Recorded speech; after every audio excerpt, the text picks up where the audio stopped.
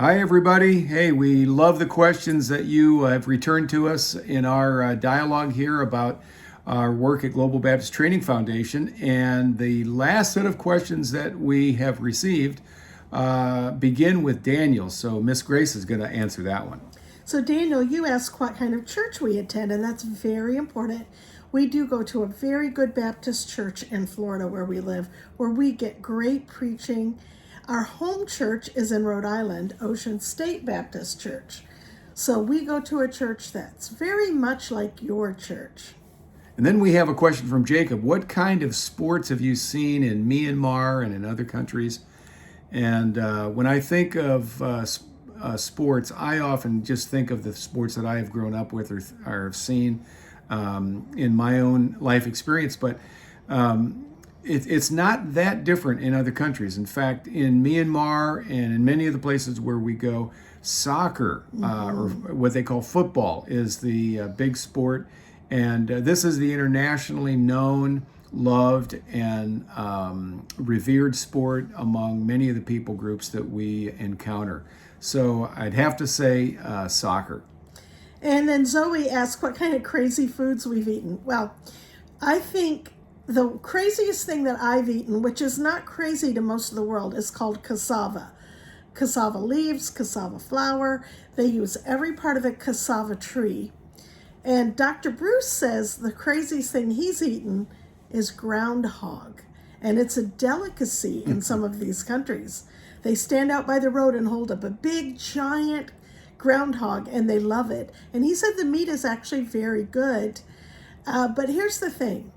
We both think we've eaten a lot of crazy things, but we don't know what it was because we don't ask anymore. So we just eat what they serve to us. The main thing that we have to remember when we eat in a lot of the countries in Africa or around the world is that we always eat cooked food that has been raised to a high temperature in the cooking process that could kill any bacteria or deal with any issues in the food that would be a problem for us to eat. And then we always drink bottled water. So those two things are a must wherever we go. And I have really never been sick more than once in the last 10 or 11 years because of food that we've eaten. And on one of those occasions, it was because of unsanitary conditions and not a foreign place like we usually go to, but in Italy. We went to a deli that served us food that was not cut and prepared with clean utensils, and that was the problem. And I think we'll both probably answer Kyla's question. What are your favorite places? Well, I think we love everywhere we go, but my favorite place, not counting places we've just traveled, but where Global Baptist Training Foundation operates, has to be Rwanda.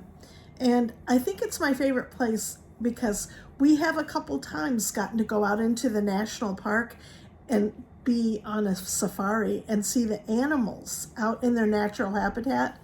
But the main reason it's my favorite is the people. They've grown very dear to our hearts. We love them. They're like family. So I love Rwanda. And I would have to agree with Grace on that one, but there are so many other places that are so cool to go to as what we are called Westerners. That place would have to be Myanmar because it's so consistent with the mission stories that we've grown up reading and the people that we've honored in our lives that have become models for us, like Ann Judson and Adoniram Judson, the first Baptist missionaries to a foreign country from our country back in 1812.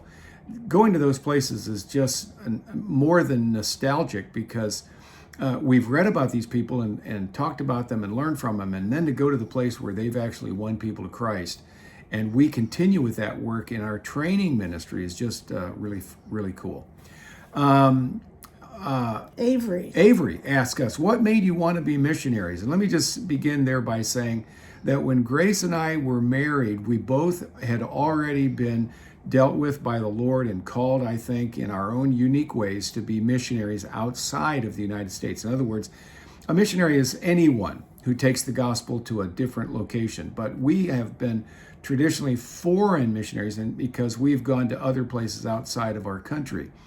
And I think that was the desire, that we wanted to be obedient to God wherever He would call us and whatever He wanted us to do. Let me say this. You can't be a foreign missionary until you're willing to go next door to your neighbor's house and tell them about the gospel.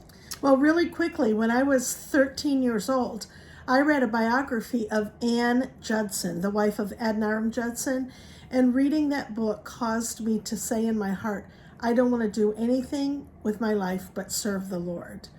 And it wasn't specifically missions, but it was, I wanted to use my life to serve God.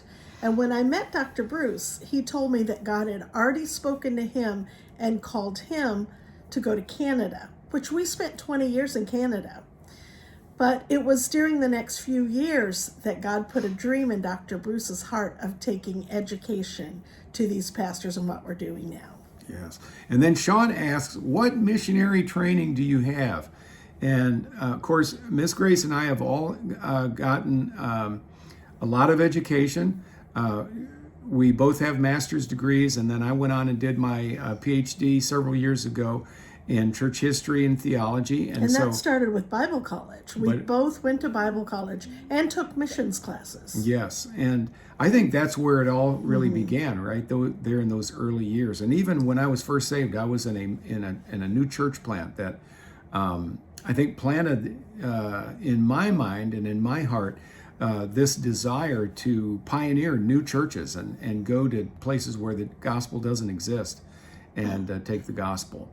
And of course, now that's transitioned to training these nationals in all these countries of the world to go out and train others themselves. And that's why we do what we do, because we see it multiplying so quickly. Excuse me. And so exponentially around the world. We thank you for the questions. Yeah, thank you. We love your questions. We hope that God will call some of you to even get involved in missions more so than ever have before.